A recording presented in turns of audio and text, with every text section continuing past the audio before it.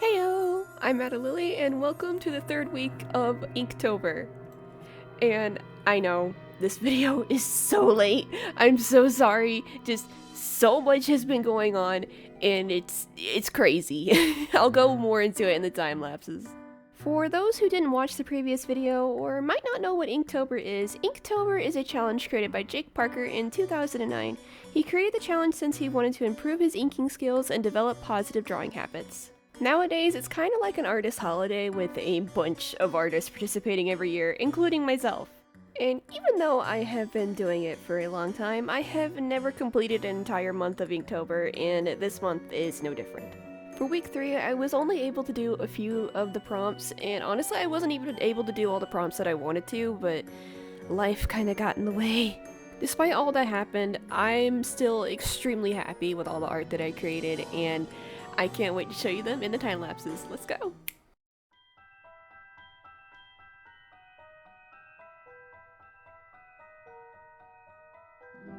So before I get into the prompt and anything, I'm going to just give a simple little life update and why this took so long. Near the end of October, I don't think I need to say too much about what happened, and I'm not going to give any opinions really. But I live in the US, and those are when the elections took place, and I wasn't okay. I needed a moment. So after all that went down and I recovered from being so stressed out, I was trying to install a new part in my computer to give it more space, but I wasn't careful when I was doing so, and I accidentally deleted my entire drive that has all my art and all my videos on it, which reset my progress completely on this video, which was lovely. And then after that, my health flared again. So yeah, shit just kept hitting back to back to back. And I wish it didn't do that, because there were so many prompts that I was actually really excited for on the prompt list. I remember being one of them that I was kind of excited for and had some ideas for. But with me having to take so many stops and just take a moment to recoup the mental health, recoup the physical health, I was just realizing if I keep trying to do all these prompts, I'm just gonna be working on this for so much longer, and I want this to be done because it was starting to put a pressure on my back, and I was like, I need to do Inktober, I need to do Inktober, and I want to work on other things, but I need to do Inktober, so I, just decided to stop where I was at and show these. Anyway, enough of that life update stuff. So when it comes to this prompt, I was actually inspired by an old Inktober prompt that I did. I remember I was doing a prompt list called Witchtober, and one of the prompts was Bat Witch. And whenever I saw bat, I immediately got reminded of that drawing that I made. I think it was in high school. I might pop it up here if I can find it. And I immediately got reminded of that drawing, and I was like, I need to do a version 2 of that drawing. So I took a lot of the aspects from that drawing, giving her the bat nose and the bat ears, and I also was able to find a really cool website where this guy takes portrait photos of bats, where he was able to use them for references, which was honestly really fun. And I spent so long just looking at different bats, because I love animals, especially bats. So I was just sitting there looking at almost these high school photos of bats. It's the best way to describe them. They're really high school photos of a bunch of different bat species. But yeah, I eventually found a species that I was happy with, and I took that species and referenced it for the ears and the nose shape, which I can't remember what species it is now. But yeah. But this piece was honestly super fun and relaxing, and it was really fun to look at that website and look at all those high school portraits of all those bats, and it was honestly really cool to take an old Inktober drawing that I did and bring it into Inktober 2024. I can't remember what year it was sometime in high school, that's all I can tell you, which was 5 years ago, Whew, I'm old. Okay, maybe not exactly 5 years, maybe more 3 years, but something like that, it was a little bit ago. When it comes to the character, I wasn't really thinking of much of a backstory for her. I was more so just focusing on having fun with the baddie elements. But thinking about it now, maybe she's the local witch to a town, and she's the only witch that they have, and she's really good at potion making or something since she has the potion in her hand. I'm not sure. But thinking back to the old drawing now, I'm imagining she has like this awesome apothecary, like full of books and different potions and really cool like herbs from all around the land. Some that like even move as they're sitting there on the shelves, and you just look at it and you're like, oh god, that's but that's also really cool. Anyway, Jesus, I'm actually struggling to think of things to talk about during this time lapse because honestly this drawing didn't have a, like, I didn't put much thought into the character, as I said, and it didn't have like a big inspiration or anything like that. So I was just drawing for the sake of drawing, which is good, honestly. It's sometimes just, it's really therapeutic to just draw and not have to think of like a super complicated backstory for the character or have this like really complex drawing with all these meanings. It's just, I wanted to draw a cute little bat girl with a potion, and I did. Here's some random to talk about. Do any of you actually live near like places where you see bats? Because I do. I've always like lived in heavily wooded areas, so I've always been able to see bats fly around at night, which has always been like so cool to see because you get to see them hunting and grabbing all the little bugs, and if you have somewhere with bats you will have less bugs. I can say that for a fact. I could go outside in a place where there were bats and not get eaten alive by freaking mosquitoes, but a place where there wasn't bats I would be eaten alive and covered in little, those really annoying like itchy little bumps that you get from like a mosquito bite. Just ugh, I love these little guys. And if you live in a place with bats, I recommend that you sit outside and just sit there really, really quietly as they're flying around. Because if you're lucky, you will actually hear them like echolocating and chirping back and forth and making sure they don't run into trees, which I found to be the coolest freaking thing. I was like, oh my god, this is what a bat sounds like in person. I don't know what I expected, but it's still so cute. Thinking about it, this place that I live is even such a safe haven for bats. I actually saw a bat like hibernating on my porch. Like he just stayed there the whole winter and he slept and just cuddled up in the corner of my porch and slept there. And I know he wasn't dead because one, he didn't rot, and two, he flew away whenever it got warm. But it was really cool to see this little fluffy little brown bat just sitting there in the corner, hibernating, getting a good old snooze in, waiting for the warmth. It was so cute, honestly. I loved seeing him. Every time I would come home, I would look for him and be like, oh, still there. Little bat's still there. I remember even when he flew away, I was like a little bit sad. I was like, oh, I'm not gonna see the cute little bat there anymore. But I was honestly also happy because where I live, the winters get so cold and they are so long and dry and snowy. And it's fun for the first few months. It's awesome to see the snow, but after a while, when you've just been dealing with the snow for like months and the roads are gross, the ground is gross, it's cold, and if you're someone who has to go outside because you have pets or something, you have to get out in it. So whenever I noticed that this bat was gone, I was like, yes! Thank God! Spring! I'm gonna miss him! But spring! Spring is here! Yay! And since we're talking about winter, it has already snowed where I live. Like, we've already had a blizzard where I live. And it's a little bit early for it, I will say that. It's a little bit early for a storm that severe to hit. And it was really cool to see. I love seeing the blizzards, and as I said, I love the snow in the beginning of the year.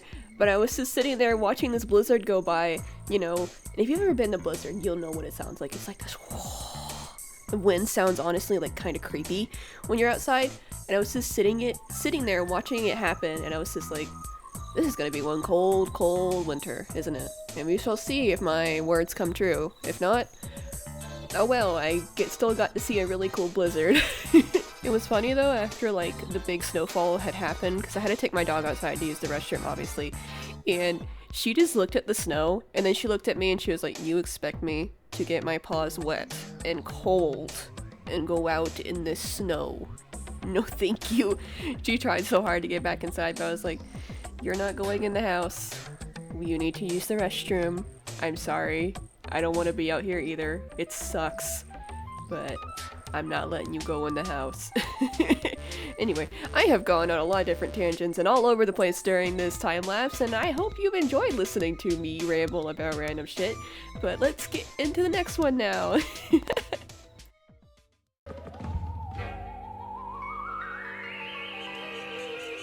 So, whenever I saw that prompt Enchanter, I kind of more turned it into Enchantress. Because as soon as I saw it, I thought of like this really like beautiful, sexy, strong woman like casting magic from her hands. I really wanted her to be like sultry, almost seductive in a way. And I was definitely having so much fun with this prompt. When it comes to like if I came up with a story for her, not really. Just that she's like a super sexy enchantress.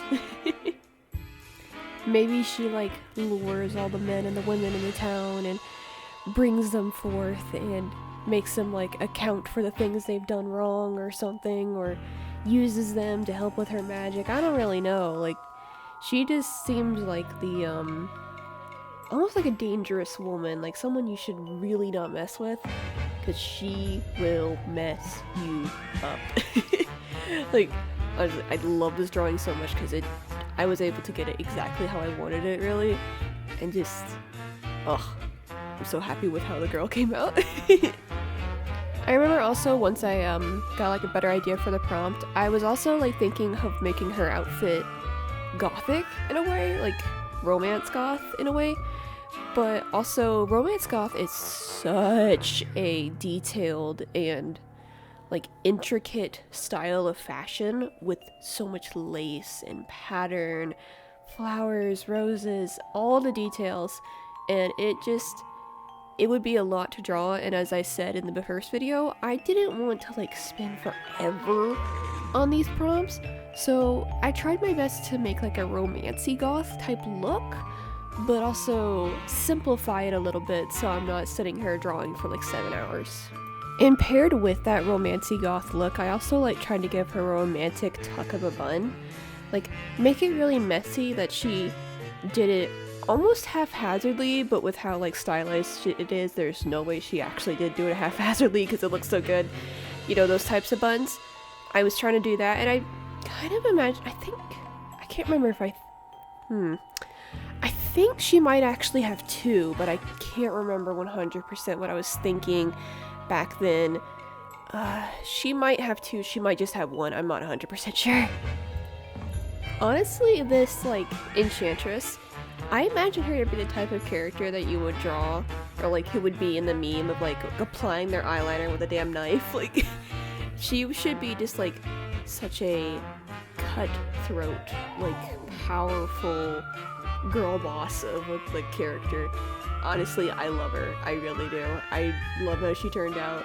And even though I'm not going to keep her permanently as a character, she's just awesome. I think I also got that a bit with her pose, because when I was like using Magic Poser to make her pose, I wanted her to be looking down at you. I wanted her to feel more powerful than you. I wanted her to pretty much be almost like, I don't know if imposing is the correct term, but just like a dominant figure in the drawing. Like, she isn't sitting there just like looking at you. She is looking down at you, and she knows she's the boss. Thinking about it, I'm pretty sure this baddie would live in a castle, like a very vampy castle, but once you go inside, it's like so elegant, almost to like an extra degree. Like, it's almost too much, but she manages to make it look classy. Like, she manages to have that perfect amount of really expensive looking furniture to the point where it doesn't look tacky, it looks regal. Yeah, I feel like I might simp for this character a little bit. I probably do, because just she's a badass. I have created a badass here, and I like creating badass characters. Alright, since I've run out of topics about the drawing, let me try to think of a random topic to talk about. The goth fashion. There we go. So I'm curious, if anybody Is anybody watching this video a goth or like a lover of goth fashion? Because God, I adore goth fashion. It is honestly mostly how I dress. I dress with a very like romancy goth type look. I love like flowy clothes and clothes with lace, and it's just, oh, I love it so much. I'm definitely like a bit of a romance goth, but like put some punky elements into it, so like punky romance goth, if that makes any sense. I kind of just like combine my favorite aspect of different styles. Like when it comes to witchy goth or like cosmic goth, I think that's the term, or it's cosmic goth. I can't remember 100%, but I like love the astral elements and like the moons and the suns and stuff like that, so I put that into my clothes. And then I love the punky elements like the spiked collars and just the really rough and tough looking elements, so I add that. And then I love the lace and like the delicate look as well, so then I add that. It's like some of the things kind of clash, and I definitely couldn't put them together in an outfit, but I still just, I love alternative fashion so much. It interests me so much, and I try to always like draw characters with it, because drawing characters with like basic fashion can get a little bit boring. It's realistic because most people do have very basic fashion choices, but I love to like add a little bit of spice in there if I can. And since the time lapse is about to end, we're getting to the next time lapse, so I'll see you there. Ah!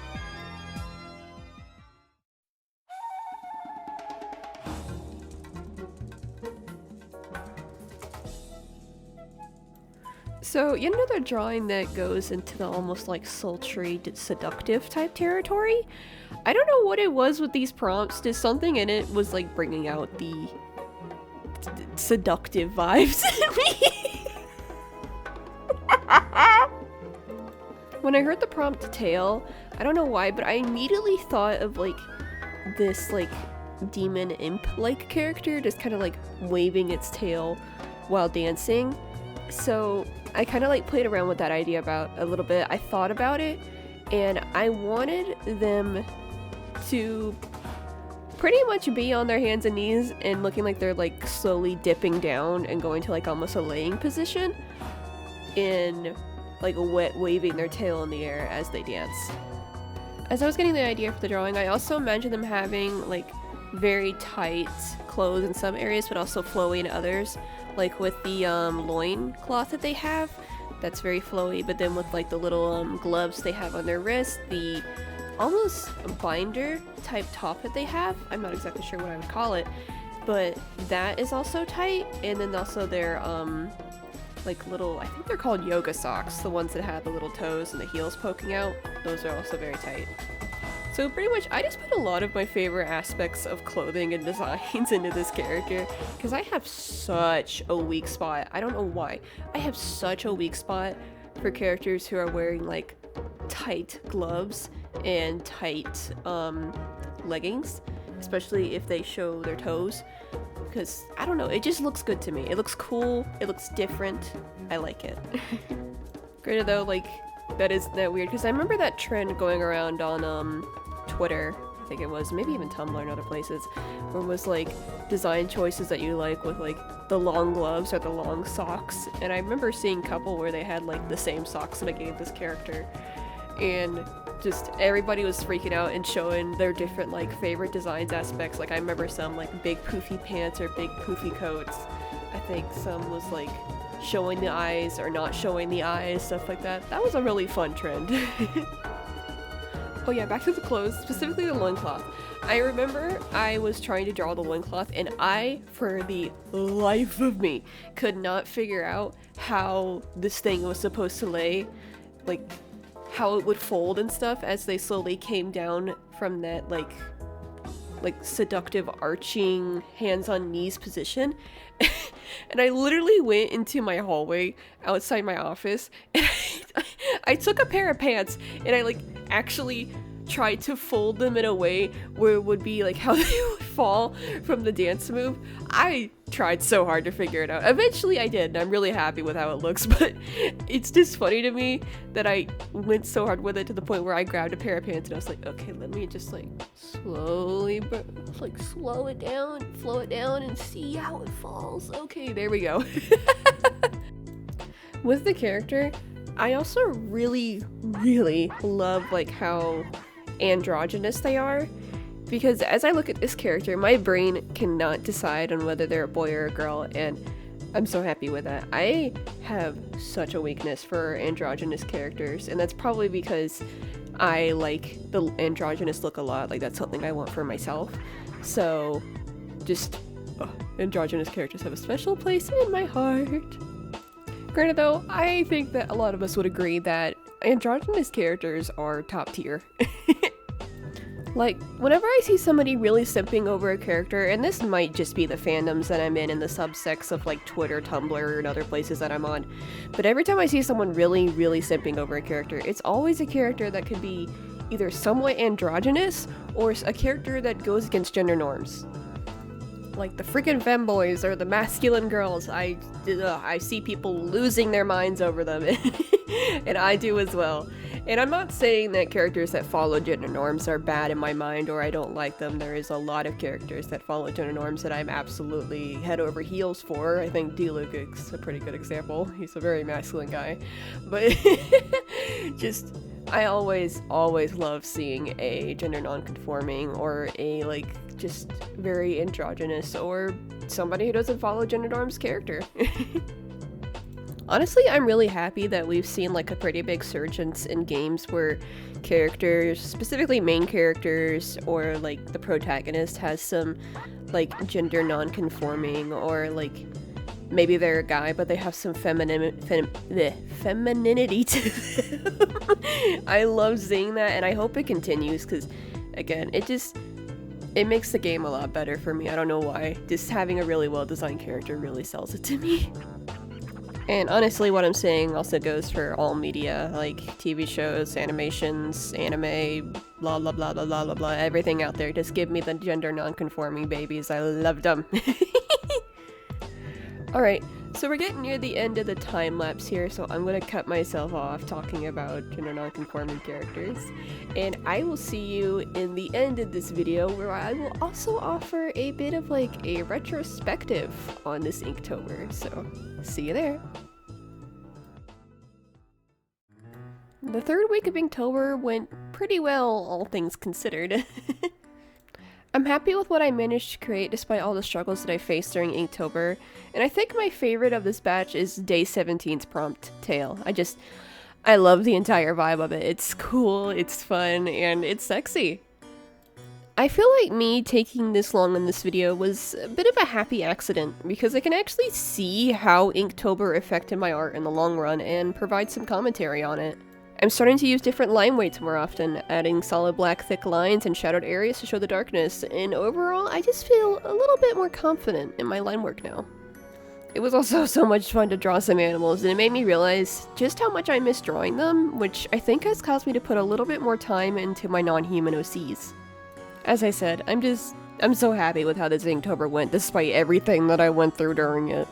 I had so much fun with these drawings, I tried some new things, and it did help my art improve. Anyway, if you want to support me elsewhere, consider following me on my other socials, and maybe joining my Patreon. There you can also find my, spicy artwork. But please only consider joining my Patreon if you have the funds to do so. I do not want anyone to break bank to support me. And speaking of my patrons, I want to thank Fast2Leave for being a member of my Patreon. Your support is appreciated so much. Anyway, enough plugging. If you made it this far into the video, you are just freaking awesome. I really hope you enjoyed this video, and I hope you have an amazing day today. Bye!